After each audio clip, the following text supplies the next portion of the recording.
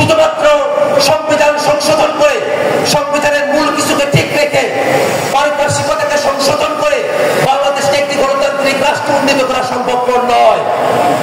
আমরা আজকের এই আত্মপ্রকাশ অনুষ্ঠান থেকেও দাবি জানাতে চাই, বাংলাদেশ রাষ্ট্রটিকে পরিপূর্ণভাবে গণতান্ত্রিক রাষ্ট্র উন্নীত করার জন্য অবশ্যই নতুন সংবিধানের স্বার্থে একটি গণপরিষদ নির্বাচন আয়োজন করতে হবে।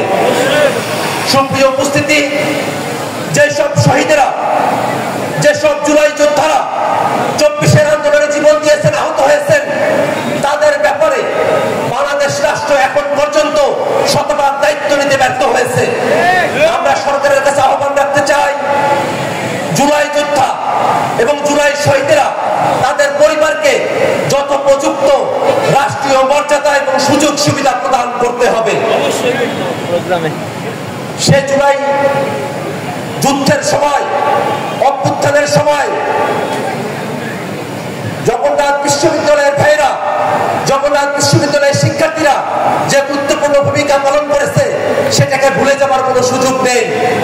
আমরা অন্তর্বর্তীকালীন সরকারের কাছে আহ্বান জানাই, জগন্নাথ বিশ্ববিদ্যালয়ের শিক্ষক এবং শিক্ষার্থীরা যেসব ন্যায্য দাবি দাওয়া নিয়ে রাজপথে হাজির হয়েছেন, অতি দ্রুত জগন্নাথ বিশ্ববিদ্যালয়ের শিক্ষক এবং শিক্ষার্থীদের সেই সব ন্যায্য দাবি দেওয়া সরকারকে বাস্তবায়ন করতে হবে।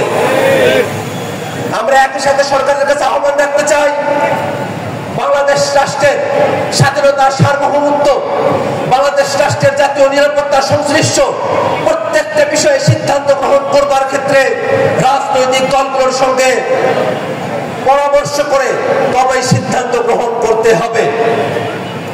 মানবিক করিডোরের প্রয়োজন আছে কিনা, সেই করিডোরের নিয়ন্ত্রণ কাদের কাছে থাকবে, সেই করিডোর দিয়ে কি পারাপার হবে, প্রত্যেকটা বিষয়ে রাজনৈতিক দলগুলোর সঙ্গে আলাপ আলোচনা করে তারপরে সিদ্ধান্ত গ্রহণ করতে হবে।